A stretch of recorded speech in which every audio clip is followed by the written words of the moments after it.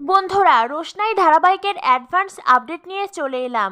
এর আগের অ্যাডভান্স আপডেটে তোমাদেরকে জানিয়েছিলাম বিয়ের মণ্ডপের দুর্ঘটনায় হসপিটালে ভর্তি গরিমা সুরঙ্গমেই সব কিছুর জন্য রোশনাইকেই দায়ী করে।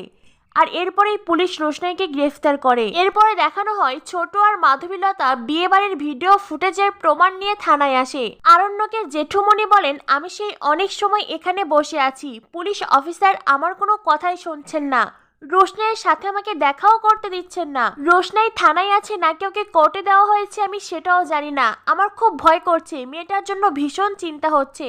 ছোট বলে, বাদশা কি একবারও এখানে এসেছিল? জেঠুমণি বলেন, না, আরণ্যক এখনো আসেনি, ও বাড়িতে ফিরলে নিশ্চয়ই সবটা জানতে পারবে, আর এরপরেই ঠিক করবে ও এখানে আসবে কি আসবে না।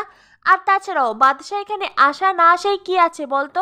যেখানে আমরা এতজন আছি অথচ আমাদেরকে অ্যালাউ করছে না, ও আসলেই কি ওকে অ্যালাউ করবে? মাধবীলতা বলে, কিন্তু অফিসার আমাদের সাথে এমন ব্যবহার করতে পারেন না, আমাদের সাথে তো ওনাকে কথা বলতেই হবে, আপনারা আমার সাথে আসুন, আমি ভেতরে চললাম। এই বলে মাধবীলতা অফিসারের রুমে আসেন। আর এতজনকে দেখে অফিসার তো চমকে ওঠে, আর সেই সাথে রোশনাইও অবাক হয়ে যায়। মনে মনে রোশনাই বেশ খুশি হয়, রোশনাই আসার আলো দেখতে পায়। ছোট এসে রোশনাইয়ের মাথায় হাত বুলিয়ে দেয়। ভালোবাসার স্পর্শ পেয়ে রোশনাই নিজের মনকে শান্ত করতে চেষ্টা করে। আর অন্যদিকে মাধবীলতা অফিসারকে বলে, অফিসার, আপনি কোনো প্রমাণ না পেয়ে, কোনো কেস ফাইল না করে একজন মেয়েকে শুধুমাত্র জিজ্ঞাসাবাদের জন্য এইভাবে থানায় আটকে রাখতে পারেন না। একটু পরেই তো সন্ধ্যা নামবে, একজন মেয়েকে যে রাতের বেলা থানায় এইভাবে রাখা যায় না সেটা কি আপনি জানেন না? আপনার কাছে কি কোর্ট অর্ডার আছে? থাকলে আমাদেরকে দেখান। অফিসার বলেন, কিন্তু তার আগে বলুন আপনি কে? মাধবীলতা বলে, আমি রোশনাইয়ের পরিবারের লোক। মাধবীলতার কথা শুনে রোশনাই মনে মনে খুব খুশি হয়। এত সময় রোশনাইয়ের ভীষণ একা লাগছিল, এখন রোশনাইয়ের মনে হচ্ছে না, এই শহরে এই পৃথিবীতে তারও কেউ আছে, তার হয়ে লড়াই করছে, তার হয়ে কথা বলছে।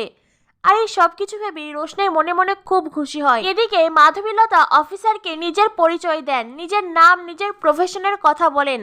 জুনিয়র অফিসার মাধবীলতাকে বলে, দেখুন ম্যাম, আপনি যেই স্কুলের প্রিন্সিপাল হন না কেন, আপনি যেই হন না কেন, এখন এখান থেকে আসুন, আমাদেরকে আমাদের কাজ করতে দিন।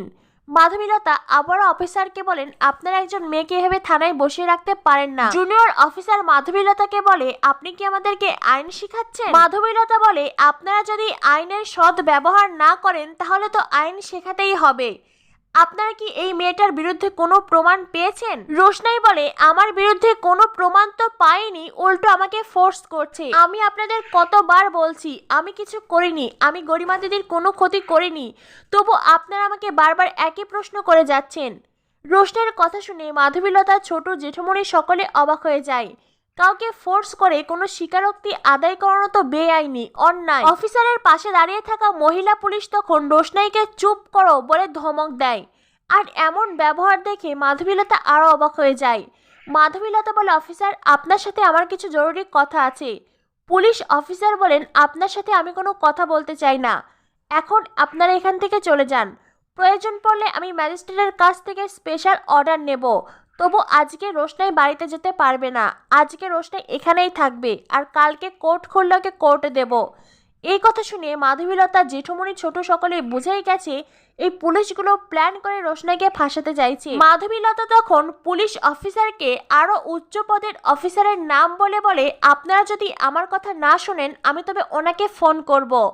প্রথমে তো পুলিশ অফিসার, মহিলা পুলিশ সকলে অবাক হয়ে যায়।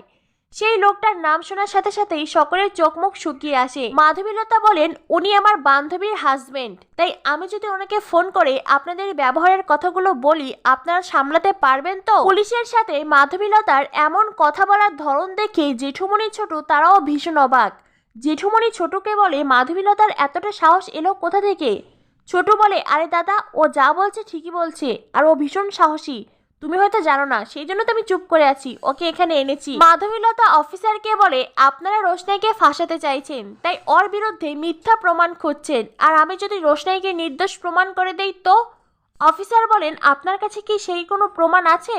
মাধবীলতা বলে, অবশ্যই তেমন কোনো প্রমাণ আছে। আর এটা শুনে রোশনাই আশার আলো দেখতে পায়। রোশনাই অফিসারকে সাফ জানিয়ে দেন, আপনি রোশনাইকে ফাঁসাতে প্রমাণ জোগাড় করুন, আর আমিও প্রমাণ করে দেব রোশনাই নির্দোষ। তো বন্ধুরা, কি হতে চলেছে রোশনাই ধারাবাহিকে পরবর্তী আপডেট পেতে আমাদের সাথেই থেকো। ধন্যবাদ সবাইকে।